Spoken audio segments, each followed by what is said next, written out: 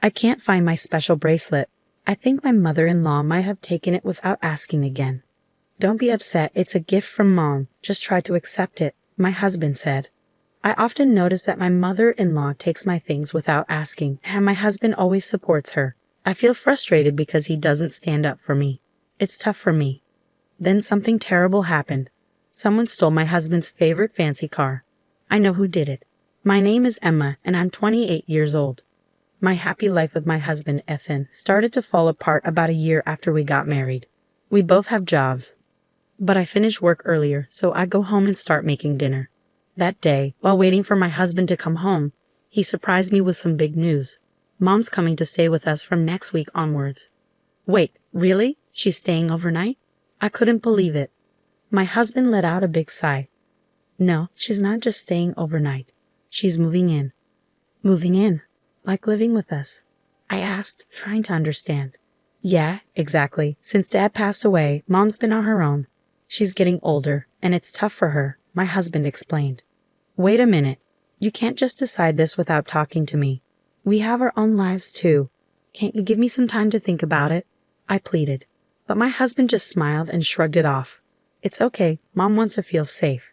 She just wants to stay with us. I understand she might feel lonely and scared, but you made this big decision without asking me. Couldn't you have at least talked to me about it? Why do I have to tell you everything? She's my mom, he argued back. That's exactly it. She's your mom, not mine. I have to change everything because of this. What are you so upset about anyway? It's decided. Just deal with it. I argued back. Wait. I called out, but my husband ignored me and left the room, leaving me feeling frustrated. How could he decide we're all going to live together without even talking to me about it? I still have to adjust, no matter what. Ethan doesn't help out around the house and acts like it's no big deal because she's his mom. We've tried talking about it, but he just says, it's done, and shuts down the conversation. As expected, the next week, his mom, my mother-in-law, showed up at our house like it was planned. If she was a normal person, I wouldn't mind living together. But every time I see her, she says mean things and treats me badly. That's why I avoid going to her house unless I have to. But now, suddenly, we're supposed to live together. As I expected, my mother-in-law started criticizing me from the very first day. Emma, did you know I was coming today? There's trash in the corner, she scolded. I'm sorry, I was working and didn't have time to clean, I explained. Excuses. Couldn't you have cleaned up after work? But then I wouldn't have time to make dinner. Oh, come on. Stop arguing back. How do you even handle being Ethan's wife? Be more efficient. I'm sorry, I stuttered. Just 10 minutes in our house, and it's already like this. I'm really worried about what's going to happen next. From that day on, my mother-in-law's controlling behavior got worse, and it stressed me out constantly. Then one day, I came home from work, and my mother-in-law greeted me with a big smile, saying, "Welcome home." I usually don't get such a warm welcome, so it felt strange. Then I noticed something shiny around her neck. Wait, is that my necklace? It looked just like mine. Feeling uneasy, I hurried to my room and checked my jewelry box. My suspicion was right. I went straight to the living room and confronted my mother-in-law, who was sitting there calmly. That necklace, it's mine, isn't it? I accused. Oh, we finally noticed. It looks good on me, doesn't it? She replied shamelessly. What are you talking about? Stop using my things without asking. What's the big deal? It's not like it's going to disappear or anything. But that's not the issue here. Stop complaining and get dinner ready. Ethan will be home soon. Even while I was getting dinner ready, my mother-in-law kept interfering, making me more and more stressed. That night, I couldn't take it anymore and decided to talk to my husband. Hey, Ethan, can we talk? What's on your mind? Today I found your mother wearing my necklace without asking. Oh, so you're saying she went into my room, opened my jewelry box, and basically took it. Isn't that a bit of an exaggeration? How am I exaggerating? Come on, I'm sure Mom didn't mean any harm. I felt angry that my husband was taking his mother's side. Trying to stay calm, I continued to explain. So you're saying it's fine to just go into someone's room without asking and take their things? A normal person would at least apologize. Well, Mom probably just saw something she liked and took it. But that's not the point, Ethan. You need to talk to her. What? Me? Your mother disrespects me. Telling her off won't do anything, so you, her son, need to do it. Okay, fine. I'll handle it, all right. Despite my insistence, it seemed my husband forgot about it by the next day. I shot him a few angry looks, but he never confronted his mother. Since then, my mother-in-law started using my things without asking, basically borrowing them without permission. No matter how much I complained, she didn't listen. And since there are no locks on the doors in this house, telling her off would be pointless unless she changes her ways. If this keeps happening, I'll end up losing my belongings. I have to stop my mother-in-law's behavior. I need to come up with some sort of plan. Then, one day, something happened that I absolutely couldn't forgive. It's missing. How could this happen? Today, I had plans to meet up with a friend and wanted to wear my late mother's bracelet for the occasion. It's a precious item, so I never keep it in the jewelry box. Instead, it's hidden deep in my desk drawer. And yet, it's gone. The only person who could have taken it is my mother-in-law. When I confront her firmly, she casually admits to taking it. Of that bracelet, I just borrowed it. Then give it back right now. I need it. I can't do that. Why not? Because I sold it. What? You stole it? Is this some kind of joke?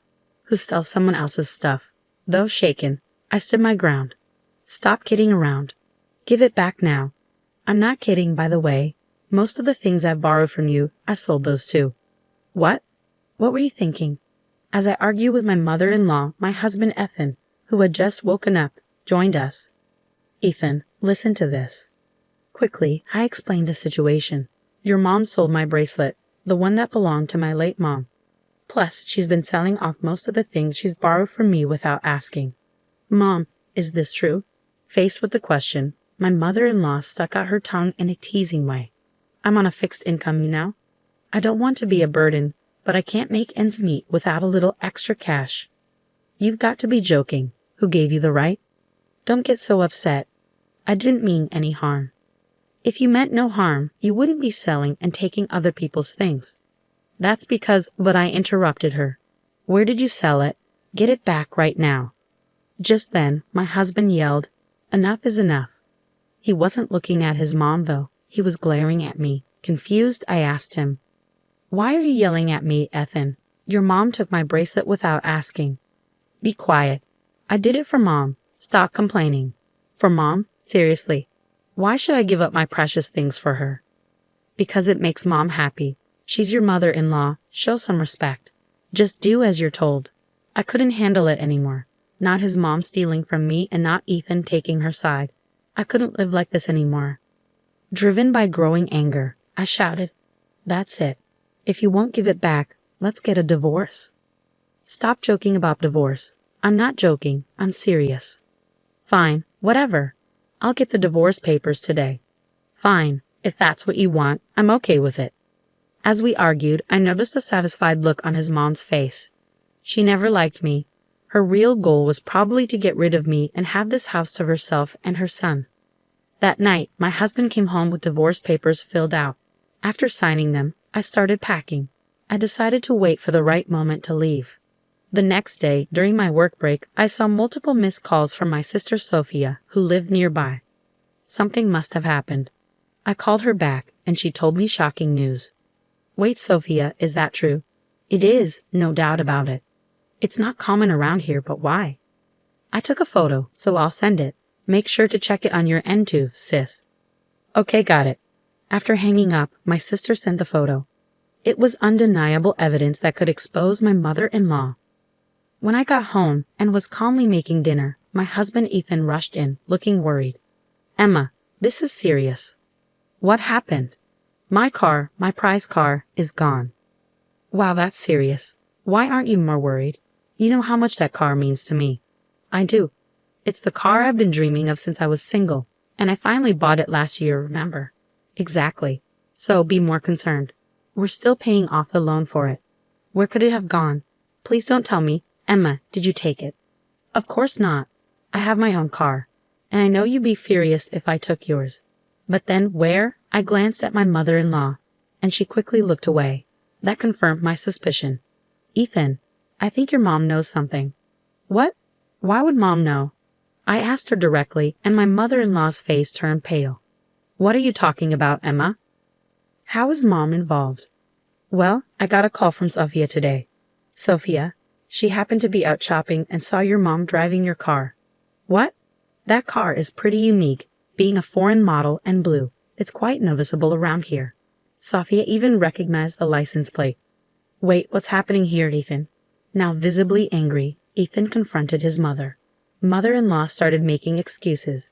No, Ethan, I just borrowed the car for a bit. Borrowed? Seriously? I've told you so many times not to touch that car. I'm sorry, but I really wanted to drive it. What on earth did you do with the car then? Did you leave it somewhere? No, not exactly, but I did leave the keys in the ignition. Someone from the neighborhood might have taken it. Stolen? Seriously? I swear I drove the car all the way home. I'm not lying. I showed my mother-in-law a photo to prove my point. Is this why you're lying? Did you wreck the car like this? I showed her a photo from my sister, Sophia. It clearly showed my mother-in-law driving a badly damaged luxury car. My sister sent this just in case.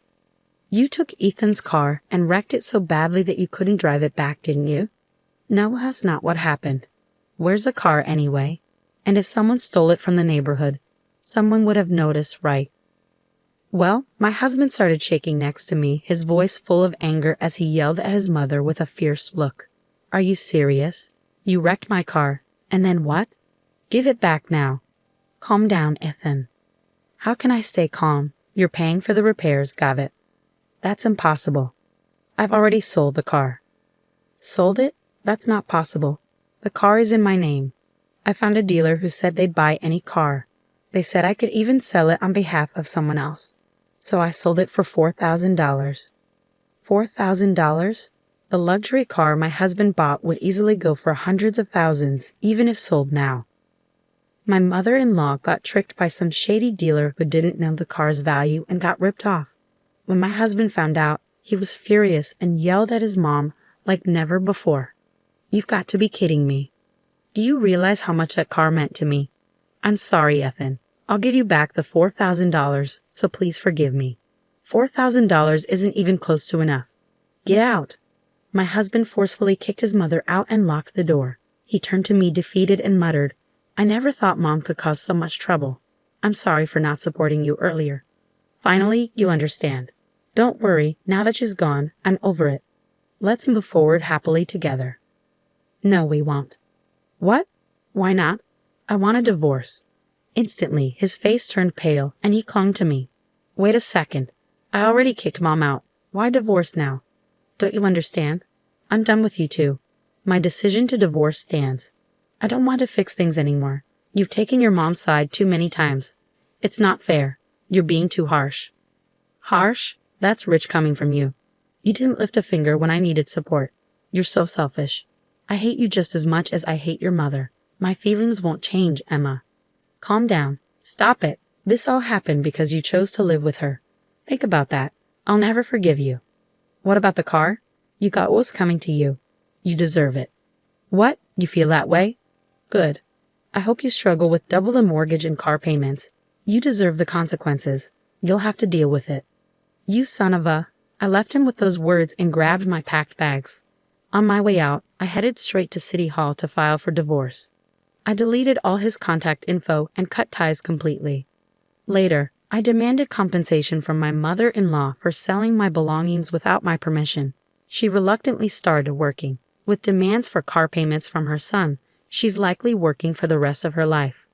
My husband is left with house and car loans, and his life has changed significantly. He no longer goes on stress-relieving drives, spending his days off confined to the house.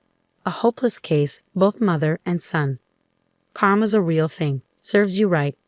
After all this, I moved to an apartment near my workplace. Now that I'm single again, I have more financial freedom, and life is much more peaceful. Since it's my day off, maybe I'll take a drive to the beach today. This is what freedom feels like. I plan to enjoy my new life to the fullest.